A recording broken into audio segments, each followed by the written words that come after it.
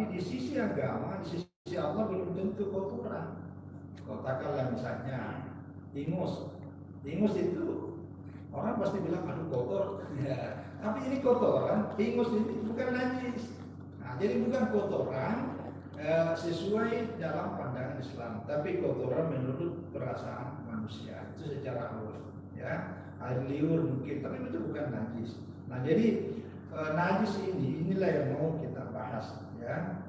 Nah, al-a'yan salasah. Jadi najis ini ada 3 macam bentuknya, ya. Pertama jamadat. Jamadat itu artinya ada najis yang berupa sifatnya benda padat. Ya. Wa hayawanat, ada najis yang berupa hewan, ya, binatang.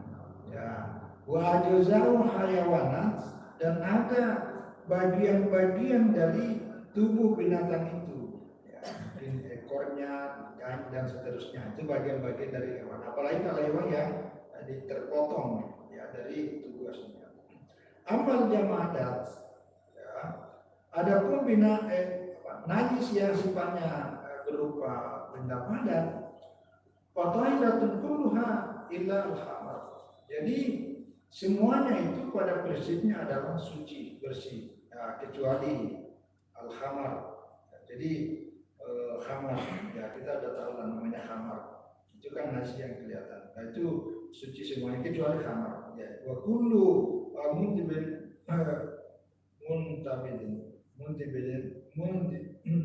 muntabidin, ya, adalah muskirun. Ya, wa kullu muskir khamar, kullu haram. Ya, jadi maksudnya ini adalah segala sesuatu. Kalau dulu itu kan terbuat dari perasan, ini maksudnya muntabidin, sesuatu yang diperas, yang kemudian hasil perasan itulah menjadi minuman yang ketika dikonsumsi menjadi kita mabuk, teler. Nah, itu namanya muskir.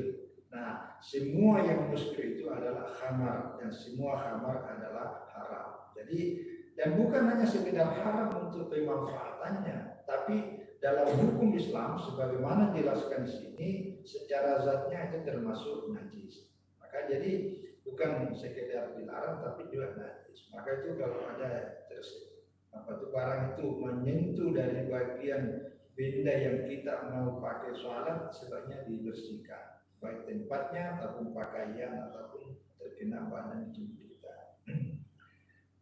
Wal hayawanat, ya, tahiratun kulluha illa al-kalbu wal khinzir. Jadi binatang itu pada prinsipnya semuanya adalah suci, semuanya adalah bersih, kecuali, ya, kecuali apa? Al-kalbu. Kalbu itu artinya anjing. Jadi kalbu. Kalau bilang kalbu itu hati, ya, ini bahasa Arab. Ya. Tapi kalau orang Indonesia menyebutnya, hati-hati sebutnya, nanti ada orang Arab dengar, salah pula. Jadi kalbu itu artinya anjing, itu kotor. Wal khinziru adalah babi, bab 2. Ya, jadi itu yang kotor. Nah, jadi semuanya itu bersih. Nah, jadi gini, kalau persoalan najis dan tidak najis, kaidah dipakai para ulama itu adalah al-aslu fil asya'i al-ibahah, ya. Hatta yadulla ala tahrim. Jadi pada dasarnya segala sesuatu itu boleh, dalam pengertian di dalamnya tercakup boleh, artinya ya halal, kecuali ada dalil yang mengharamkannya. Nah, jadi nanti kalau kita di Majelis Ulama Indonesia, khususnya di LPPOM, Lembaga Pengkajian Penelitian Obat-obat dan Makanan serta Kosmetik, ketika di dalam prosesi untuk menetapkan bahwa barang ini halal, lalu kemudian dikeluarkan sertifikasi halalnya, maka ini yang dipakai prinsipnya, yaitu prinsipnya pada dasarnya semuanya halal, itu semuanya halal. Nah, kecuali, nanti kecualinya apa? Kecuali ada dalil yang mengharamkan. Dalil itu ada satu, ketika ada ayat atau hadis yang menyebutkan bahwa benda itu adalah najis, ya, najis diharamkan. Yang kedua, caranya dalilnya itu adalah yang punya kriterianya itu adalah najis. Jadi kalau sudah najis itu tidak boleh. Termasuk bukan najis tapi mutanajis. Jadi barang itu tersentuh, terpercik, terkontaminasi najis, maka itu juga tidak boleh. Nah, inilah nanti bagaimana caranya membersihkan sesuatu yang terkena najis. Nah, jadi bukan hanya persoalan menghalangi kita di dalam persoalan ibadah, tapi juga berkaitan dengan persoalan barang yang mau dikonsumsi nanti tersentuh, terkontaminasi dengan hal-hal yang seperti itu. Nah, ini sifatnya yang nyata, termasuklah binatang semuanya halal. Ya, tapi kalau binatang nanti halal, tapi karena mati dalam keadaan tidak disembelih maka menjadi bangkai. Ya, bangkainya menjadi najis pula itu. Ya, maka ini. Ya, tapi ini pada prinsipnya tadi itu hanya dua. Faidah matat, ya pakulluha najasatun. Jadi semua binatang itu kalau sudah mati, ya sudah mati tanpa disembelih, maka itu najis. Ya, tadi itu kambing halal, sapi halal, ayam halal. Tapi karena matinya tanpa melalui proses sembelihan yang sesuai dengan syariat, maka benda itu menjadi najis. Itu. Nah, maka saya sering mengaudit ya tempat-tempat penyembelihan yang sudah disertifikasi Majelis Ulama Indonesia. Kami datang ke sana itu jam 2 subuh, jam 3 subuh, karena jam-jam seperti itu mulai memberikan informasi. Dan sering juga kami waktu para algojo itu yang Juleha ini bukan nama cewek. Juleha itu juru sembelih halal, itu namanya Juleha. Ini jadi kita undang ke Majelis Ulama di Komisi Fatwa sama di LPPO, maka kita latih. Nah, pada saat kita latih ini Juleha, ini kami beri informasi mereka nih, Anda ini punya pahala amal jari yang luar biasa. Kenapa? Kan orang makan ayam dengan nyaman enak dimanapun, itu gara-gara Anda yang menyembelihnya secara syariah. Itu pahalanya banyak. Tapi kalau Anda tidak mengikuti prosesi sebagaimana syariah, Anda salah menyembelih ayam itu yang tadinya halal jadi bangkai, dosa ente.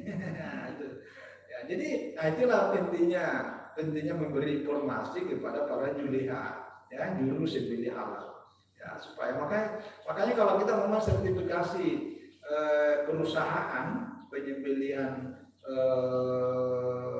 hewan, ya, termasuk penyembelihan ayam itu, yang nomor 1 disertifikasi itu adalah penyembelihnya, karena itu menjadi penentu. Karena kalau tidak nanti menjadi najis bagaimana ini? Kecuali ya ini.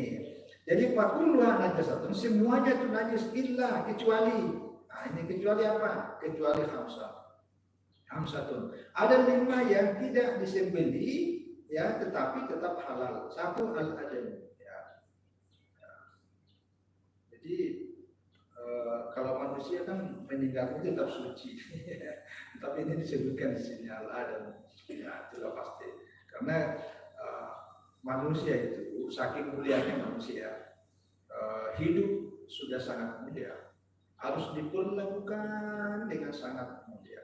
Nah, begitu pula kalau manusia sudah meninggal, itu harus diperlakukan dengan sangat mulia. Maka itulah kemudian dimandikan, disolati, dimandikan, dikafani, disolati dan dikuburkan.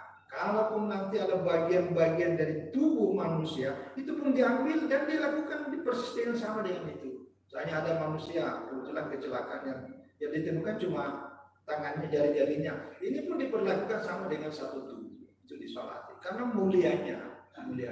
Maka itulah sebabnya, karena kemuliaan manusia itulah kemudian maka tidak boleh dikonsumsi.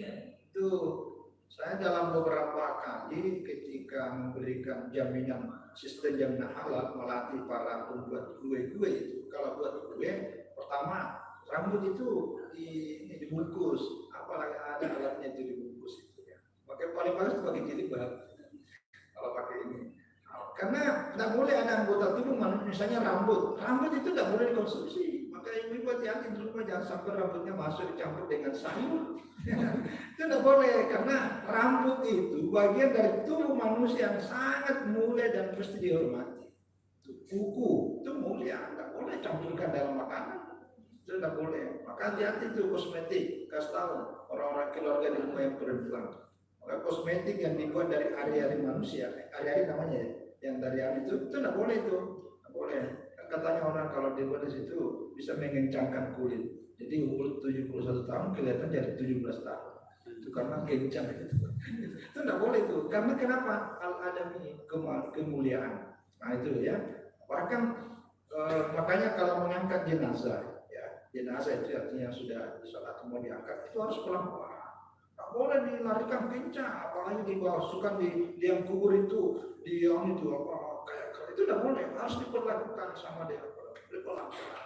Karena memecah belah dari tulang-tulang manusia mayat itu sama dengan memecah badan hidupnya. Itu luar biasa. Jadi agama Islam ini agama yang luar biasa kemanusiaan. Itu yang sudah meninggal, apalagi masih hidup. Itu kata kunci. Yang kedua, asamak. Ya sama ikan, ya kalau ikan ini ya meninggal, ya tidak perlu disembelih. Ya, jadi artinya kalau sudah meninggal itu tidak bangkai, halal. Ya, wal jarat ini belalang, ya belalang. Atau masih ada nggak belalang di Pontianak ya? Dulu zaman kita kecil itu di kampung banyak tuh belalang. Itu boleh tuh digoreng. Cuma karena kita kan tidak biasa ya, tidak biasa. Secara hukum halal ya, dia mati dia sendirinya mungkin karena kepanasan lalu meninggal, nah itu boleh. Nah yang keempat termasuk gua dulu tupa. Dulu tupa ini misalnya apel itu karena mungkin terlalu masak, lalu dalam itu ada ulat. Ulatnya itu masuk kategori ini, boleh. Artinya bukan najis, ya najis tapi jangan dimakan. Nah itu ya, itu masuk kategori itu. Wa fi ma'nahu kullu ma yastahilu minal at'imah. Dari ini juga termasuk semua binatang-binatang itu tapi sudah mengalami perubahan ya. Yang ada dari makanan-makanan itu lalu ada ulat-ulatnya ya.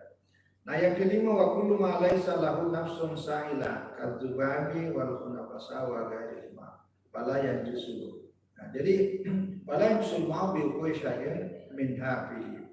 Nah, jadi semua binatang yang darahnya tidak mengalir. Jadi kalau ada binatang-binatang kecil, ketika dia mati, tidak ada darah yang mengalir seperti darah kambing, darah ayam. Itu seperti nyamuk, lalat, itu dimaafkan, ya, tidak masuk kategori najis. Jadi kalau kita sholat, lalu kemudian ada itu masih masuk kategori ini, dikecualikan, ya. Tapi sebaiknya termasuk di masjid ya, masjid manapun. Kalau dalam masjid itu ada bangkai-bangkai, termasuk bangkai lalat, bangkai nyamuk, kalau bangkai cecak, bangkai itu dikeluarkan, pahalanya luar biasa itu kecil itu, apalagi yang lain. Ya, jadi ini contoh penjelasannya tentang semuanya najis kecuali itu tadi. Kalau dia mati tanpa mengalir. Nah, fala yang justru mau diukui syai'an minha fihi. Jadi air itu tidak menjadi najis disebabkan karena kemasukan lima tadi ini. Jadi ada masuk di dalam kolam ada ikan mati, air dalam kolam itu tidak bernajis. Di dalamnya ada belalang mati, tidak, ada ulat, ya ada tadi ini binatang-binatang yang tidak mengalir darahnya itu air itu boleh dipakai ya, tidak mungkin lagi tidak bernajis disebabkan karena itu ya. Wa amma ajzaul hayawanat Pakistan, kalau bagian-bagian dari hewan itu ada dua macam. Pertama mayak tahu minhu wa hukmuhu hukmul mayit. Jadi ada bagian dari anggota tubuh binatang itu yang mayak tahu yang terpotong dan hukumnya sama dengan hukum mayit ya, hukum mayit. Wasyaru adapun rambutnya layan jusu ya, jadi rambut dari hewan-hewan yang sudah masuk kategori itu tapi rambutnya tidak masuk kategori najis ya, disebabkan karena bidusi wal mauti disebabkan karena matinya. Tapi wal azamu binajis ya justru. Tapi kalau tulangnya najis, itu ada beda nih. Jadi antara rambut dengan tulang. Ya, saya tidak tahu apa. Kalau rambut dimasuk kategori tidak masuk kategori najis ya. Tapi kalau tulangnya masuk. Yang kedua, ada bagian dari yang tubuh hewan itu al-rutubatu al-khariyatu min batini. Jadi ada cairan yang keluar dari batinnya hewan yang mati itu fakullu ma laisa mustahilan wala lahu maqarrun fa huwa tahirun. Ya kadami wal irqi ya wal lu'abi ya. Jadi wal mukhati.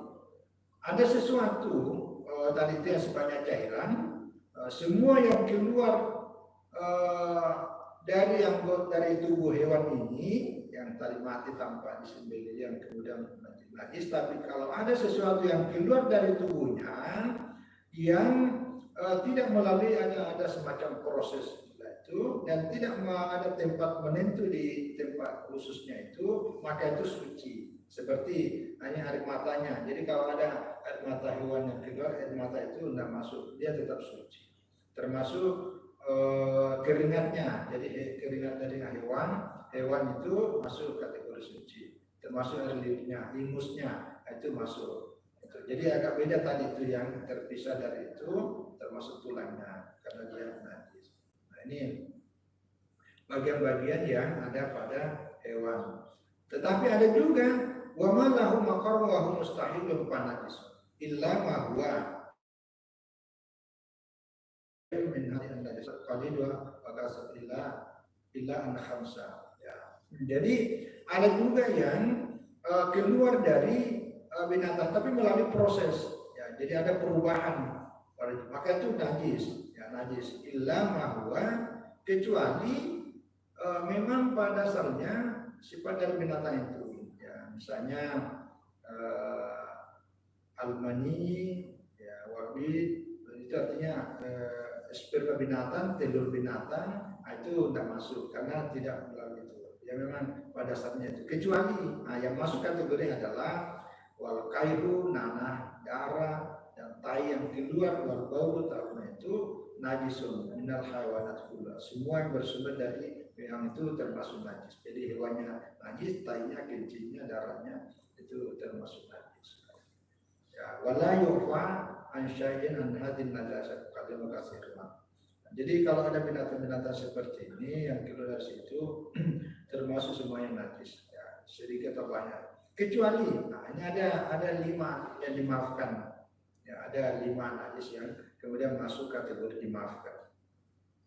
Ini bagus ini. Pertama, asar najib adal istijmar ya billah jari yufan malam dan al-makhraj.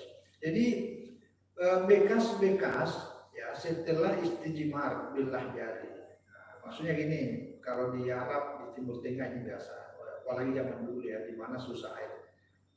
Istijmar itu kalau kita kencing atau buang air besar lalu kita membersihkan najis itu dengan cara menggunakan air, itu namanya istinja.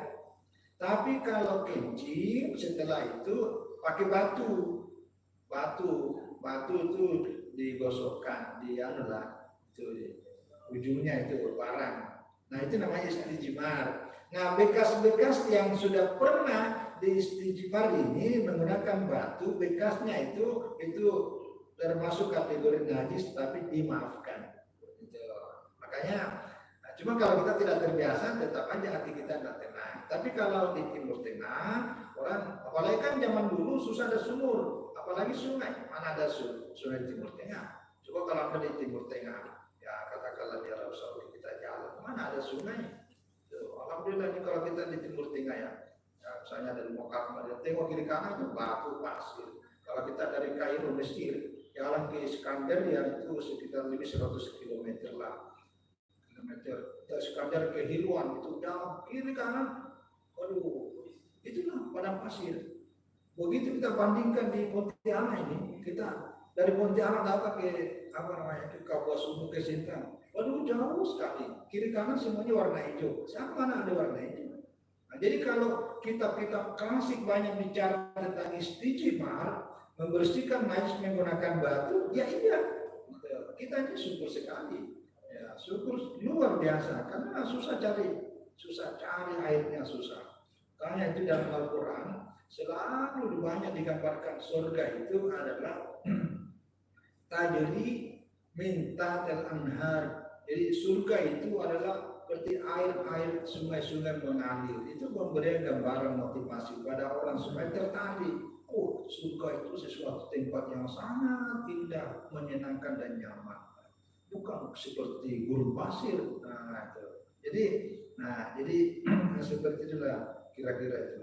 Ya, jadi termasuk dimaafkan itu adalah bekas-bekas istijmar, ya. Jadi kalau orang sudah itu ya selama, nah ini ada pengecualiannya. Ya, malam selama tempat keluarnya kan ada batas-batasnya itu, tempat keluarnya itu tidak lewat dari itu. Termasuk kalau buang air besar. Nah, kalau buang air besar kotorannya itu tidak mencret, nah itu masih aman. Ini kalau tidak mencret kan agak membantu ya. Nah, jadi itu aman. Tapi kalau mencret kesana kemari itu agak repot. Ya. Kalau batu untuk konteks hari ini mungkin penggantinya lebih pas itu adalah tisu batu. Kalau kita di luar negeri, ya di Indonesia udah banyak saya lihat hotel-hotel itu yang tidak pakai apa itu sakit kita. Jadi kawan-kawan itu saya pernah berkunjung ke Amerika itu, kan hotelnya kayak gitu lah itu. Jadi hanya tisu kiri kanan. Apa ini hotel Yahudi? Ya biasalah kawan-kawan gitu ya. Artinya kalau kita di Indonesia kan setiap ada WC kita masuk kan ada apa namanya itu kabelannya itu penyemprot air. Jadi kalau kencing, nah itu kan nyaman. Tapi ini mana penyemprotnya? Wah sudah ada, cari ada. Rupanya kiri kanan tisu. Nah macam ini pakai ini. Nah cuma caranya kalau batu kan ada paling tidak ada 3 sudutnya itu. Jadi kalau sudah digosokkan sini kan disunahkan 3 kali itu, gosokkan lagi sini. Jangan di ini terus. Karena sudah bekas najis digosokkan lagi. Nah, ini pindah ke sini. Nah, pindah ke sini yang 3. Nah, tisu, kalau tisu ini, gitu juga tisunya. Jadi bisa dilipat. Nah, pertama gosokkan sini, tutup. Nah, baru sini, tutup lagi sudah itu. Nah, sini sudah itu dibuang. Itu udah selesai. Jadi, inilah ijma. Nah, kalau ada bekas-bekasnya setelah ini, masuk kategori dimaafkan. Nah, kecuali kalau melewati batas tempat keluarnya najis itu. Yang kedua adalah tilu syawari' wa gubaril rausi bitarik. Nah, ini debu yang ada di jalan itu. Jadi tanah-tanah yang ada di pinggir jalan itu, debu-debu yang mungkin kan kalau debu di jalan itu kan mana kita tahu? Ya sampai situ ada bekas apa namanya? Bangkai-bangkai, maka itu kan tercampur. Nah itu debu masuk kategori dimaafkan. Jadi maksudnya penjelasannya nanti terakhir di sini. Kenapa dijelaskan bahwa ada pada dasarnya masuk kategori najis, tapi itu dimaafkan. Kenapa dijelaskan? Supaya kita tidak was-was. Nah itu menghindari kewaswasan. Karena itu kalau orang tidak paham kan dianggap semuanya najis, sehingga tidak mau lewat di situ. Ya, jadi debu-debu tanah yang ada di pinggir jalan itu termasuk gubar rausi bitarik. Jadi asapnya karena ada mungkin kotoran di situ yang kemungkinannya berasal dari tempat najis, lalu ada debu-debunya, asapnya itu di jalan, itu semua dimaafkan. Ya, ma'ataya kunin najasa dikadir ya ta'adzar al-ihtirazu anhu. Jadi walaupun kita tetap meyakini bahwa ini adalah najis, cuma ya karena manusia sangat susah menghindari itu. Karena namanya awan, kita selalu di dalam situ. Maka itulah fungsinya kalau motor kan ada helm.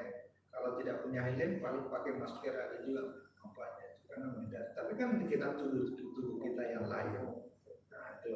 Jadi itu karena konteksnya termasuk dalam kategori uzur, sulit menghindar dari persoalannya seperti sudah. Nah itu maka itu termasuk dimaafkan, ya, termasuk dimaafkan. Ya. Selama tidak terlalu, tapi kalau terlalu banyak masuk kategori takfir juga tidak. Yang ketiga adalah ma'ala asmalit al-hubbi min najisatin. Nah ini di bawahnya itu. Jadi kalau ada najis melengket di bawah sepatu, di bawah sandal, tapi itu kan sering dipakai, digosok-gosokkan di tanah. Nanti kalau sudah digosokkan di tanah itu dimaafkan semua, dimaafkan ya. Tapi yang penting masuk dalam kategori yang tidak melewati batas kepatutan. Tapi kalau terlalu banyak di situ tidak dimaafkan. Tapi kalau sudah dianggap sedikit karena sudah digosokkan di jalan, di pasir, itu dimaafkan. Ya. Tapi jangan juga karena dimaafkan baru dipakai masuk masjid, bukan. Ini secara hukum saja, secara hukum ya, untuk menghindari rasa puas seperti itu. Nah, yang keempat adalah damul barakis maqalla minhu kasura illa idza jawaza haddul ada. Ya, sawabi sawika wa sawabika wala bisa. Ini darah udang. Jadi ikan-ikan kecil yang masuk kategori udang atau apapun namanya, darahnya itu sudah masuk. Itu darah yang dimaafkan.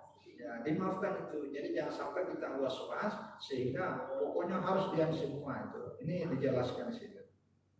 Ya, darah udang. Nah, berikutnya adalah damul basarat. Ya, wa ma yang masilu minha min muqayyin wa sadid. Wadalla kabin Umar dan seterusnya.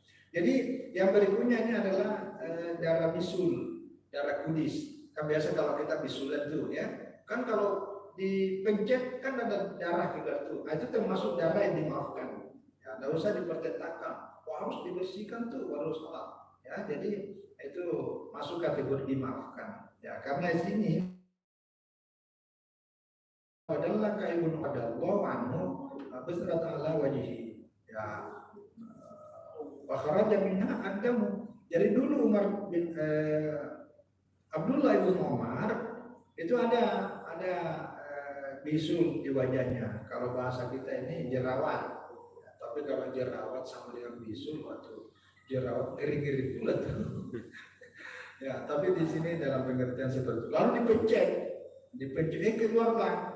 Begitu ada darah keluar dari itunya. Nah, ternyata wasallah walamnya. Jadi Ibnu Umar ini setelah itu beliau langsung salat tanpa pergi mencucinya terlebih dahulu. Artinya praktek Ibnu Umar ini menunjukkan bahwa walaupun masuk kategori najis tapi dimaafkan. Seandainya tidak dimaafkan, dipastikan Abdullah Ibnu Umar pasti mencuci dulu itu, bersihkan baru salat. Tapi ini kan tidak. Itu menunjukkan bahwa praktek sahabat ini menunjukkan bahwa itu tidak masuk kategori najis, tapi dia dimaafkan. Nah, jadi begitu pula yang masuk dalam kategori-kategori seperti itu, darah-darah yang sifatnya sangat kecil, ya, maka ya seperti juga misalnya habis cabut gigi itu ya.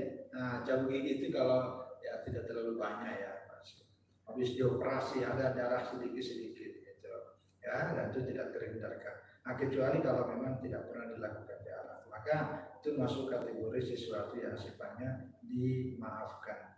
Nah, tapi kalau keluar terus nanti dihukumkan sama dengan darah istihadah. Darah istihadah itu darah yang keluar dari perempuan yang sudah melewati batas normal. Kalau dalam mazhab Syafi'i, batas normal haid perempuan itu kan maksimal 15 hari. Jadi kalau sudah lewat dari itu keluar terus, maka itu namanya darah istihadah. Nah, itu. Jadi darah istihadah itu sudah boleh sholat.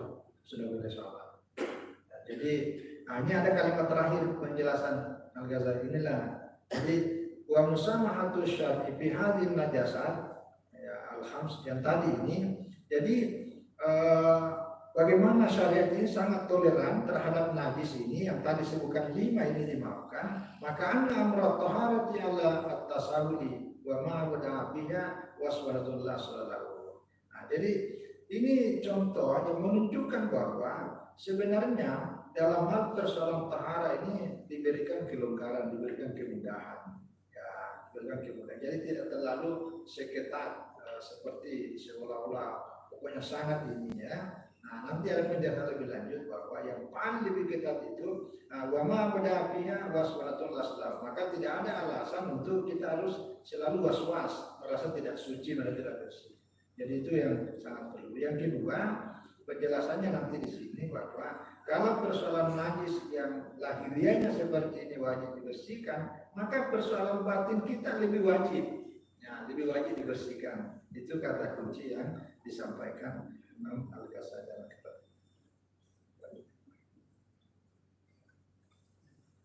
Ya, setelah ini sampai pindah ke Al-Muzalibi, artinya alat yang dipakai bersuci, yaitu air atau benda-benda padat. Ya, silakan mungkin ada. Bagi teman-teman yang mungkin satu pertanyaan ya, yang ingin bertanya silakan. Oh, bertanya Bu? Iya. Ibu di belakang mungkin. Oh iya, ada dulu. Maaf, tidak kelihatan. Saya tidak nyapa tadi. Ya. Waalaikumsalam warahmatullahi wabarakatuh.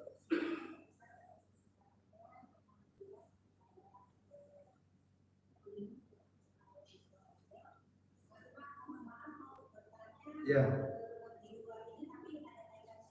Oh iya. Ya.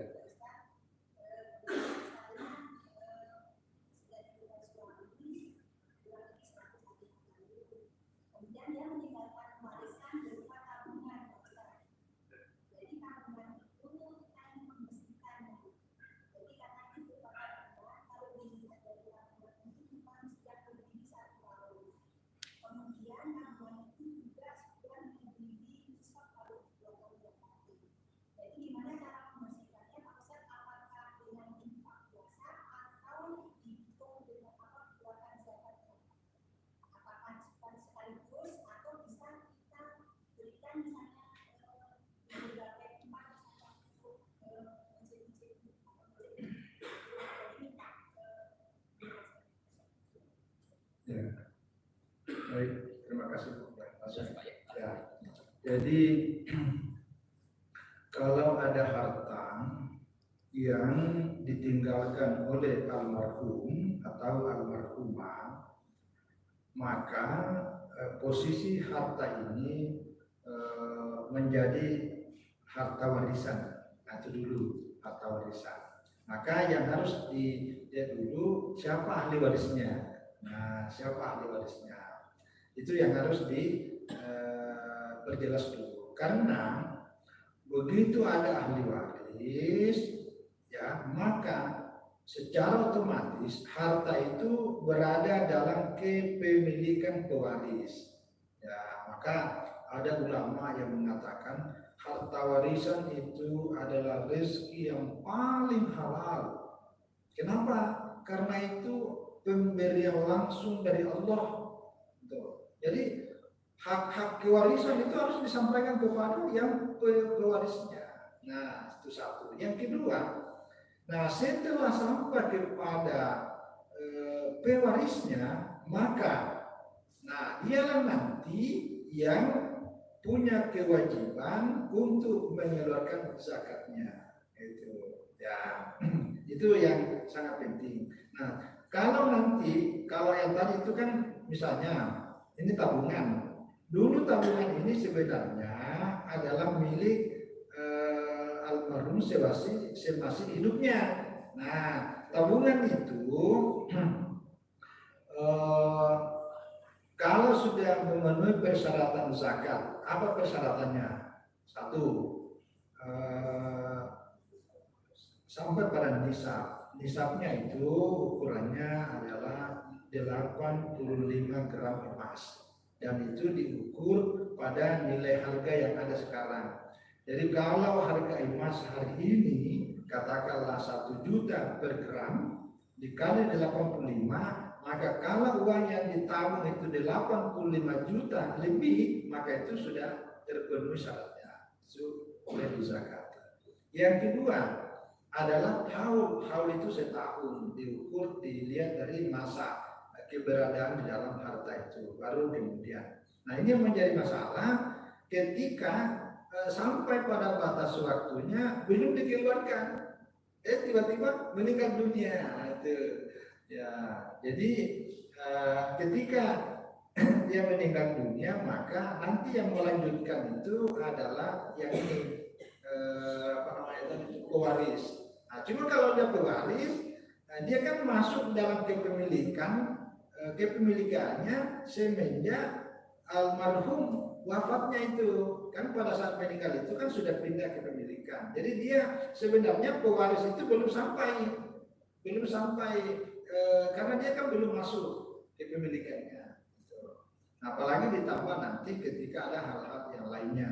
Jadi cuma kalau ahli warisnya anaknya atau istrinya ya, maka itu boleh bagi yang bersangkutan untuk membersihkan dengan cara satu, kalau mau dikeluarkan zakat itu, itu yang paling bagus ya, karena ketika kita mengeluarkan zakat dari harta yang peninggalan seperti itu, maka mau tidak mau secara otomatis nilai dan pahala juga terkena kepada pemilik harta yang awal. Itu tetap nyambung, tetap nyambung. Jadi walaupun yang mengeluarkan itu sudah kepemilikan yang kedua, tapi kan asal musuhnya dari harta itu kan dari situ juga. Jadi tetap ada.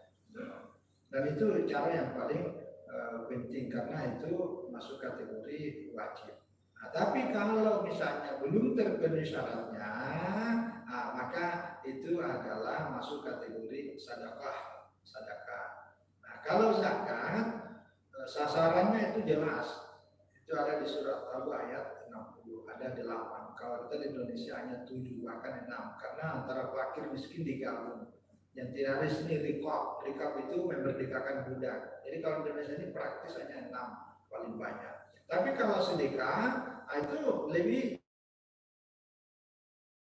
sedekah yang paling utama mendahulukan hubungan keluarga terdekat.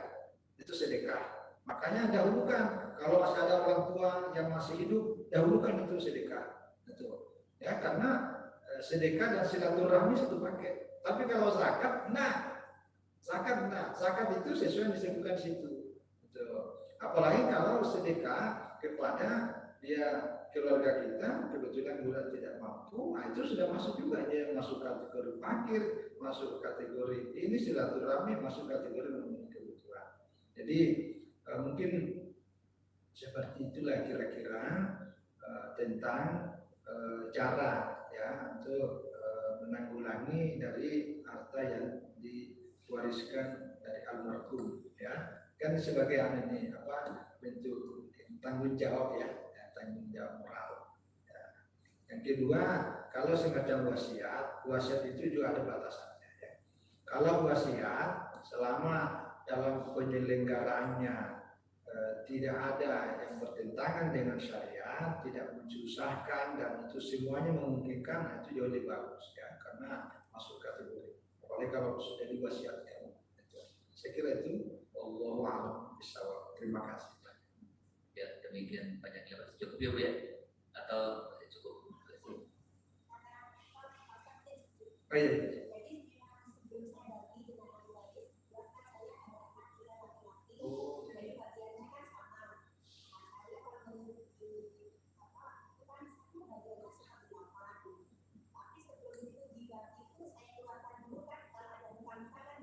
Iya betul ya, betul.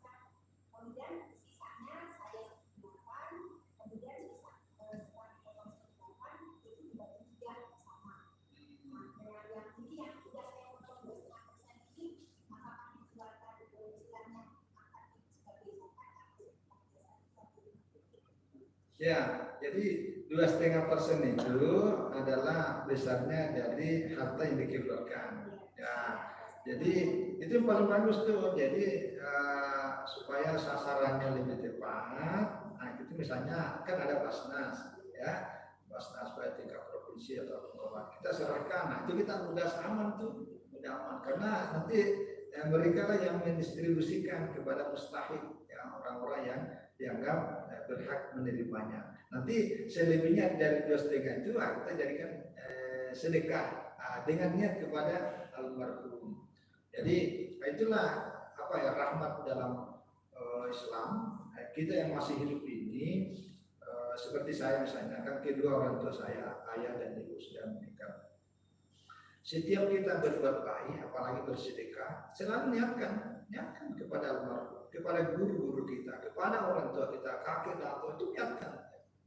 Jadi dulu ada sahabat namanya, saya lupa ya, ada berapa riwayatnya, jadi namanya pun beda-beda. Jadi begitu nyampe di Madinah, ibunya udah meninggal. Jadi ada rasa itu, ya Rasulullah, aduh, saya tidak bisa mendampingi ibu yang sedang sakarat. Kebaktian seorang anak kepada ibu, keluarganya, ayahnya, ketika bisa mentalkinkan ayahnya, menuntun orang tuanya membaca 2 kalimat syahadat di akhir-akhir ayatnya. Ini tidak sempat. Begitu nyampe seperti sudah meninggal orang para ulama. Lalu nanya, ya Rasulullah, kira-kira kalau saya bersedekah ini, sedekah beberapa riwayat hanya menyebutkan sebuah lahan kebun, saya sedekah dengan tujuan ibuku, kira-kira boleh nggak? Nyampe nggak? Kata, oh nah, nyampe. Kalau gitu, saksikanlah ya Rasulullah, ini kebun saya sedekahkan dengan niat untuk ibu saya. Nah itu. Nah, ada 2 penjelasan hadis ini. Satu, sedekah biasa. Yang kedua adalah wakaf.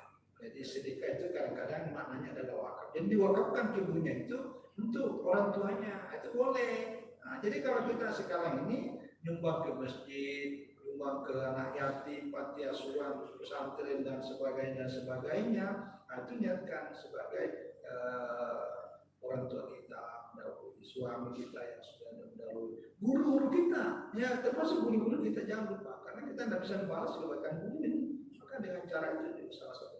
Jadi tidak terputus. Ya saya kira itu. Wallahu a'lam bishawab. Terima kasih banyak. Cukup Bu. Ya. Alhamdulillah kami silakan, mohon ditutup dengan doa. Oh, iya. Jadi agak singkat ini, masih panjang ini tentang taharatan. Mudah-mudahan nanti sebelum puasa ya kita bicara masalah puasa ya, karena sebagai perbekalan juga ya, perbekalan kita. Baik, sebagai akhir rangkaian acara kita pengajian pada siang hari, mari kita sama-sama berdoa. Alhamdulillah,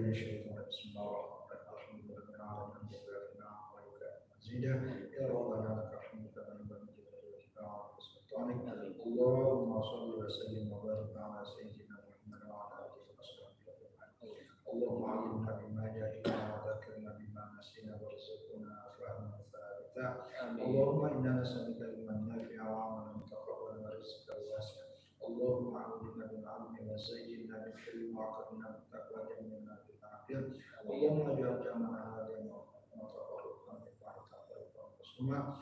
Rabbana atina fid dunya hasanah wa fil akhirati hasanah wa qina adzabannar. Rabbana ighfir lana wa lahum warhamna kama rabbayana shaghira. Allahumma inna na'udzu min ilmin la yanfa'u wa min qalbin la yakhsha wa min nafsin la tashba' wa min du'ain la yustajabu lahu. Rabbana taqabbal minna innaka antas samiul 'alim wa tub 'alaina innaka antat tawwabur rahim. Wa sallallahu 'ala sayyidina wa maulana Muhammad wa ala alihi wa sallam. Subhana rabbika rabbil 'izzati 'amma yasifun wa salamun 'alal mursalin walhamdulillahi rabbil 'alamin. Allahumma shalli 'ala sayyidina Muhammad. Tertutup dengan doa kepada majelis. Subhanallah wa bihamdihi, Allahu akbar, saya adalah